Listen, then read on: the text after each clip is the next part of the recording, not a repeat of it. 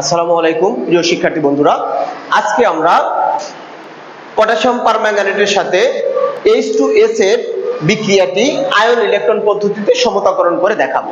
এই বিক্রিয়াটিও অনেক গুরুত্বপূর্ণ, আমরা প্রত্যেক শিক্ষার্থীরা অবশ্যই মনোযোগ সহকারে বিক্রিয়াটি লক্ষ্য করবে।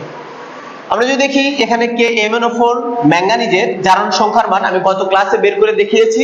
ম্যাঙ্গানিজের জারণ সংখ্যার মান +7, H2S এখানে সালফার এর জারণ সংখ্যার মান -2, অর্থাৎ এটি একটি জারক পদার্থ আর এখানে এটি একটি বিজারক পদার্থ। অতএব আমরা জানি জারণ অর্ধ সমীকরণ H2S বিক্রিয়া করে সালফারে পরিণত হয়। অর্থাৎ এখানে সালফারের জারণ সংখ্যার মান ছিল -2, এখানে জারণ সংখ্যার মান 0, অর্থাৎ মধ্যবর্তী ব্যবধান 2টি ইলেকট্রন, অর্থাৎ সালফার এখানে 2টি ইলেকট্রন ত্যাগ করে এসে পরিণত হয়। অবশিষ্ট হাইড্রোজেন পরমাণু বিক্রিয়ার ডান পাশে 2+ আয়ন আকারে উৎপন্ন হবে। একইভাবে বিজারণ অর্ধ সমীকরণ যদি আমরা লক্ষ্য করি,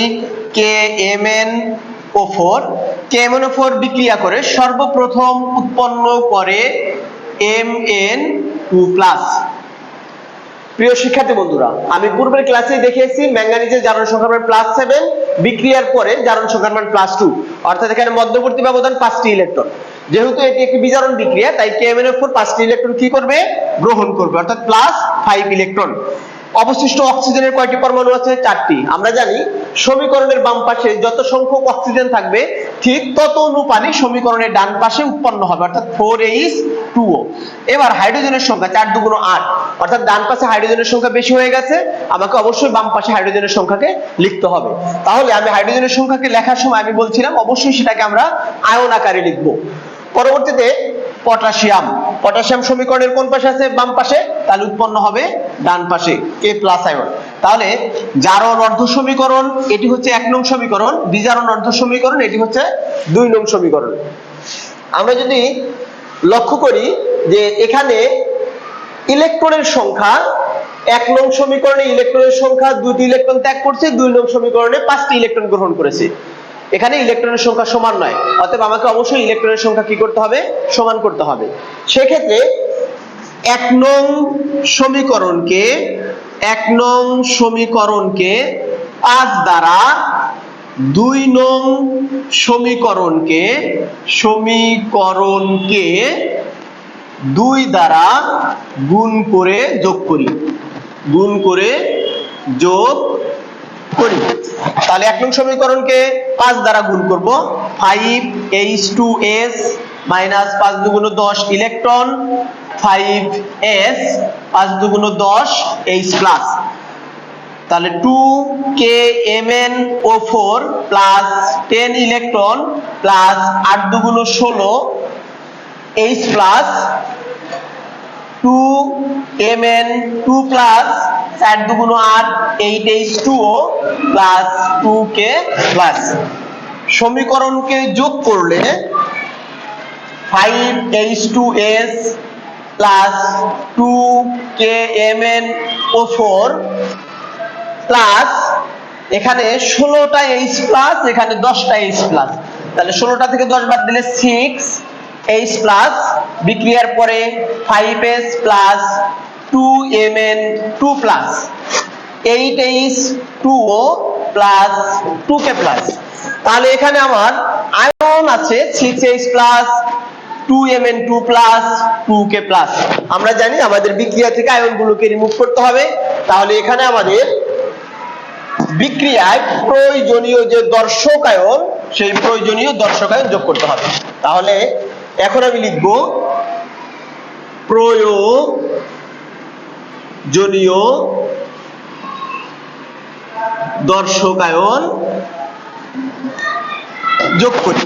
তাহলে 5H2S + 2KMnO4 +6, তাহলে প্রয়োজনীয় দর্শক আয়ন হিসেবে আমরা কাকে যোগ করতে পারি বলছিলাম?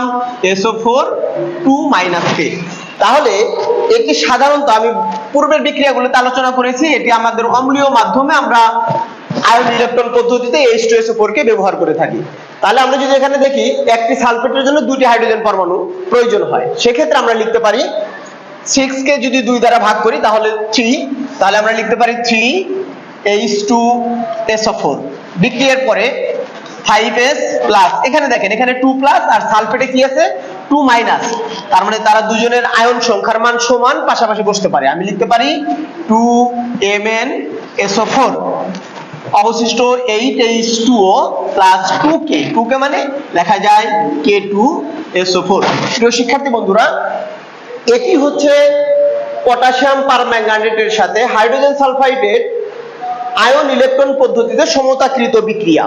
অবশ্যই আমরা এই বিক্রিয়াটিকে প্রথমে আমি যে বিক্রিয়া লিখে রাখছি সেখানে সমতাকরণ করে অবশ্যই লিখে দিব, অর্থাৎ আমি যে বিক্রিয়াটি সম্পূর্ণ করে পেয়েছি, অর্থাৎ 5H2S, তাহলে 2KMnO4, তাহলে KMnO4 এর সামনে একটা 2, 5H2S বিক্রিয়া করে এখানে তারপরে কি আসছে আমাদের 3H2SO4, অর্থাৎ plus 3H2SO4 5S plus 2MnSO4 plus 8H2O plus K2SO4। অবশ্যই এই বিক্রিয়াটি হচ্ছে আমাদের সংগঠিত বিক্রিয়া, আমরা এই বিক্রিয়াটি কেউ লিখতে ভুলবো না। ধন্যবাদ সকলকে।